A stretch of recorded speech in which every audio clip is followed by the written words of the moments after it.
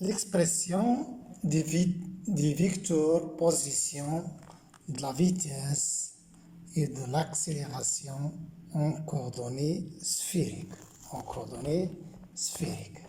D'accord? Donc, dans le système de coordonnées sphériques, qu'est-ce qu'on a? Bien sûr, on a une sphère, par exemple, un point matériel qui décrit un mouvement qui admet en raison de symétrie sphérique. Donc, il est préférable dans ce cas d'utiliser un système de coordonnées sphériques. Donc, quoi est égal à le vecteur position dans ce cas-ci? D'accord? Donc, bien sûr, la base sphérique, c'est OR, Oθ, Eφ, comme nous avons déjà déterminé, bien sûr, en utilisant les axes, les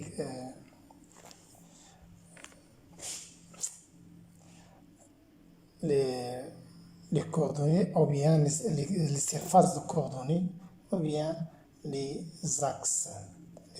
D'accord? Donc, à quoi est égal à le vecteur position OM dans ce cas? Donc, OM est égal à R, OR. OM est égal à R selon OR. Avec R, c'est quoi? C'est le modèle de OM. Et OR est égal à OM, c'est le modèle de OM. Voilà. Maintenant, quelle est l'expression de la vitesse? Donc, l'expression de la vitesse, Vm de R dans la base sphérique, ce qui tient la dérivée de OM par rapport au temps, dans R, donc je dérive vecteur position qui est égal à R OR, donc c'est dr sur dt OR plus R dER sur dt. Voilà. Et il suffit maintenant de calculer, bien sûr, dER sur dt. D'accord? Donc, ER dépend des angles θ et φ. Donc, sa dérivée par rapport au temps est donnée par la relation suivante. dER sur dt, je différencie. Donc, dER sur dθ sur dt, plus dER sur dφ sur dt. Donc, la première, c'est θ point dER sur dθ. Et le deuxième, c'est phi point dER sur dφ. Il suffit de calculer maintenant dER sur dθ et dER sur dφ et de la remplacer dans l'expression de la vitesse. Voilà, je considère la projection sur le plan le demi-plan méridien. Voilà, voilà OR, voilà OR, voilà OZ, voilà O, où il y a M euro, et voilà, bien sûr, Oθ. Donc, quoi est égal à dOR sur dθ?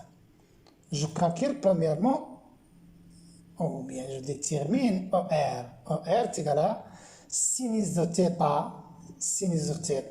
selon euro, plus cosinus de θ selon OZ. Alors, Oθ quoi est égal?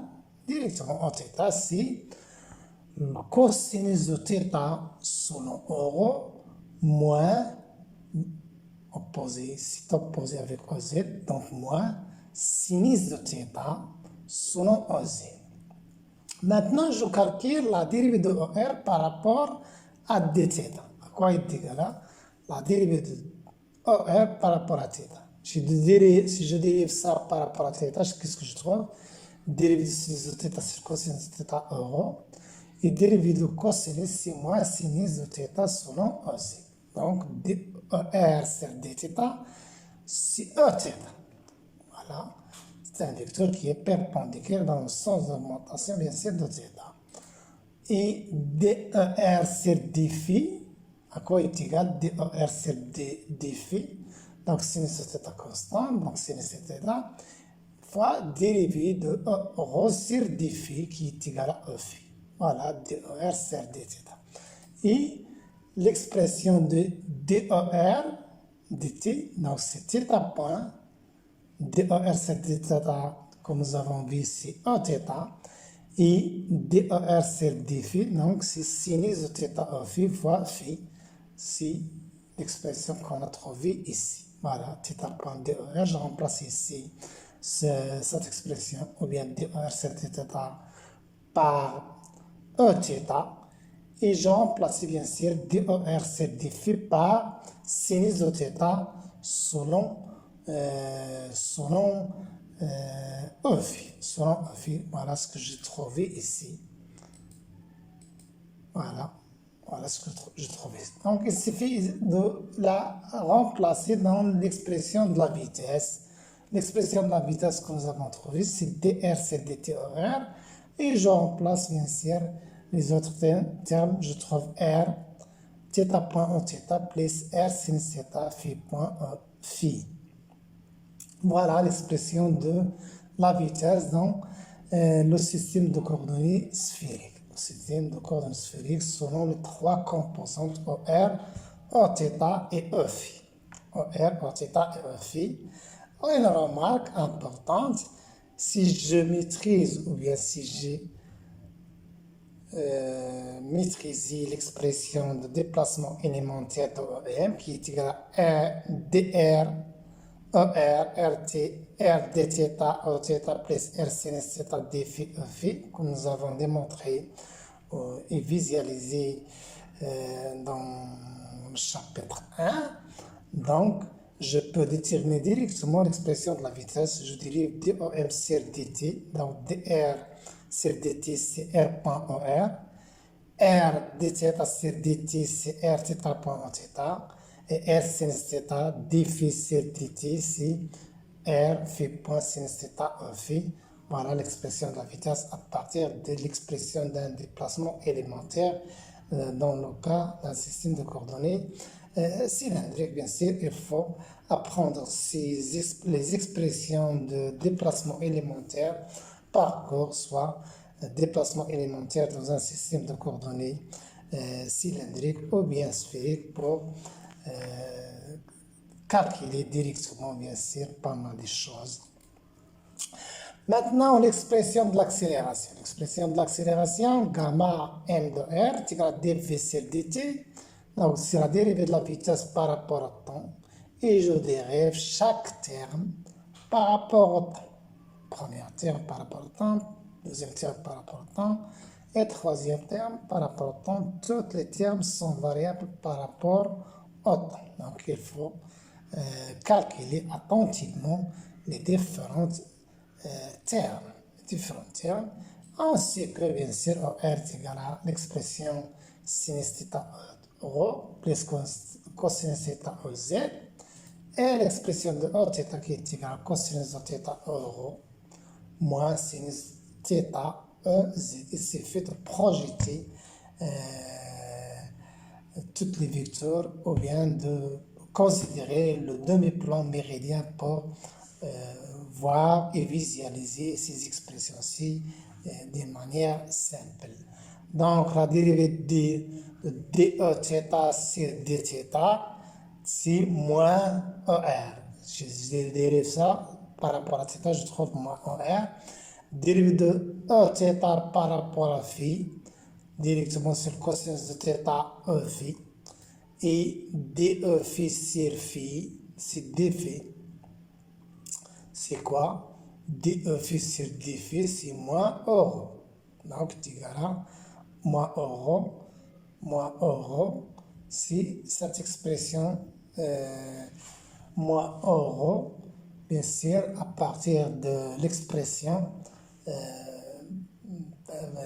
à partir de l'expression précédente qu'on a déterminée en utilisant bien sûr le demi-plan méridien, on a trouvé que rho est égal à sinus θ OR plus cosinus θ Eθ. Ou bien il suffit de faire une opération ou bien de multiplier ça par cosinus et ça par sinus pour trouver rho. Pour trouver rho immédiatement à partir de ces deux expressions. Si je multiplie ici par cosinus et ça par sinus, plutôt ici par par sinus, et ça par cosinus, et j'ai fait la sommation, je trouve rho est égal à sinus de θ en θ plus cosinus de θ en θ. D'accord? Je remplace, donc, avant de remplacer dans l'expression de l'accélération, je calcule aussi DER sur dt qui est égal à cette expression que nous avons déjà déterminée. Et aussi dE θ sur dθ sur dt est égal à cette expression en fonction de temps. Donc c'est moins θ.OR moins phi point cosinus de phi. Il suffit de faire le calcul. Donc dE phi sur dt qui est égal à dE phi sur d phi, phi sur dt. Donc bien sûr, c'est moins rho point rho comme nous avons déterminé, et je remplace rho. Bien sûr, j'exprime l'accélération dans le même système de coordonnées. Nous nous intéressons ici à exprimer l'accélération dans le système de coordonnées cylindrique. Donc, il suffit de calculer différents termes et de dériver les différents termes de la vitesse. Je trouve finalement l'expression de gamma, il faut refaire chez vous-même pour bien maîtriser les démarches de calcul de gamma de n par rapport à r. Voilà les composantes selon r, voilà la composante selon θ, et voilà la troisième composante selon phi que je peux exprimer sous forme matricielle dans la base OR, θ, phi. Voilà gamma dans le système de coordonnées cartésiennes. Voilà.